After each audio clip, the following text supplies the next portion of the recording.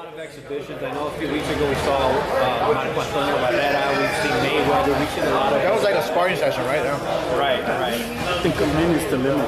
Your take on more of these Hall of Famers, fighting exhibitions, you're getting back to the ring. You know what's happening? What's happening, I think, is, legends or fighters like myself who are retired. I think what we're seeing is the level of competition, except for a few, is not as high as ours was.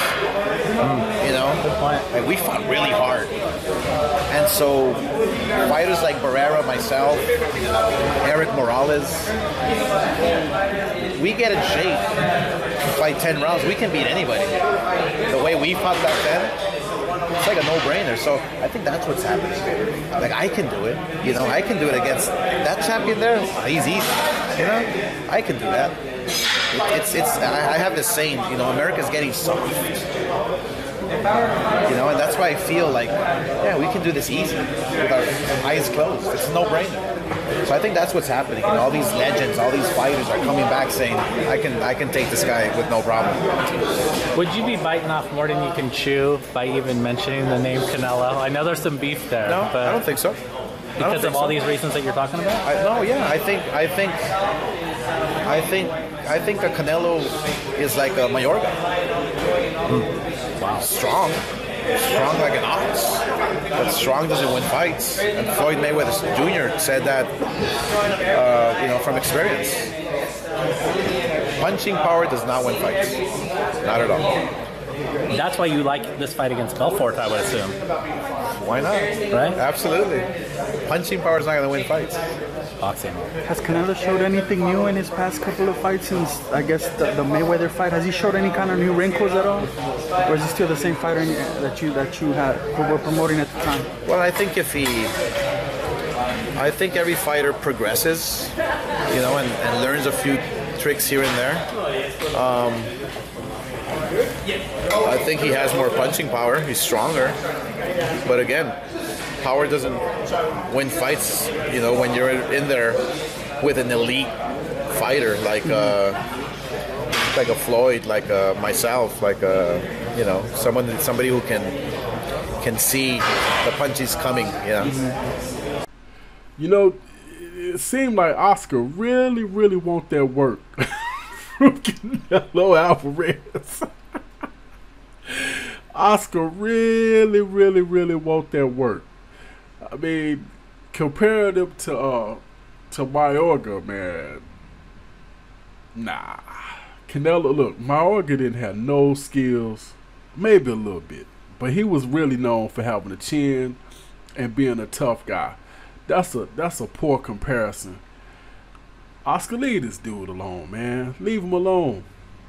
You're going to if he get in the ring with you, and if you keep taunting him, he might, because it's low risk, high reward if he does fight you, and the zone is willing to pay him some big money to do it. And maybe that's the whole angle from the jump. Maybe the zone got in your ear and told you make this fight happen one way or the other. Maybe that's what it is. But Canelo's going to hurt you, man. Like, I don't know how much. You better be getting some real good money for that fight. I wouldn't do it for no $1 or $2 million. You better be getting paid if they do put you in the ring with him, because he's going to hurt you.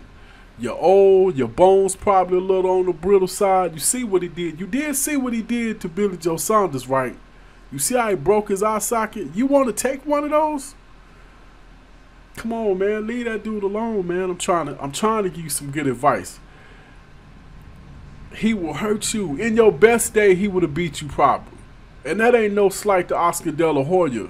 He's an all-time great fighter. I like, all jokes aside, he's an all-time great fighter. But this is the reality of it. Oscar, you really was never a middleweight. Really. I mean, let's think about that. He really was not a middleweight. He had no business fighting at 160. And that's, to me, that's about as real as it gets. Facts. At 147, that's probably as high as he should have went up. But him at his best was probably somewhere between 130 and 140 because he had size advantages over the people he was fighting, and he was just as fast or faster as the people he was fighting. So even at your best, like even if you was to say Canelo when he fought Floyd, you know, 23-year-old, you would have to really go younger than that for you probably to be able to be. Maybe when he fought at like 147, you know, starting out really, really young, you probably would have whooped him then. Other than that, nah. Canelo ain't playing. Don't let some of the videos I made get you twisted up thinking, and I'm talking to the listeners, and have you thinking I don't think Canelo can fight. Oh yeah, he's the best in the world as far as I'm concerned. I mean, period. You can holler steroids, whatever. I don't know about all that, but I do know he will whoop you. He can outbox most boxers, and the ones he might not be able to outbox, he'll probably knock out. Canelo ain't playing. And to be honest, Oscar, at like pushing 50, I don't see you being able to outbox him, and I definitely don't see you being able to knock him out. But I can see him doing both to you, and I can see him doing it in a rather easy and painful fashion. Painful for you, that is. So please leave that man alone. But that's pretty much all I got this head busting boxes on. Fight Doctor, hit that like button, hit that share button, hit that subscribe button, hit that notification bell. Hit me up in the comment section. Let me know, do you even see this fight happening? Because at this point, I really believe Oscar thinking his head anyway.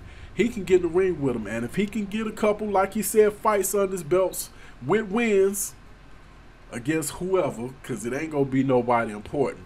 But if he get a couple wins under his belt, in his head, he really does think he can go in there and compete with Canelo Alvarez.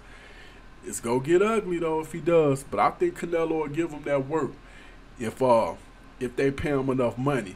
And trust me, they throw 30, 40, 50 million dollars this way to fight Oscar De La Hoya. Yeah, Oscar, you get knocked out. But that's pretty much all I got. This head busting boxes. Fight Doctor. I am out.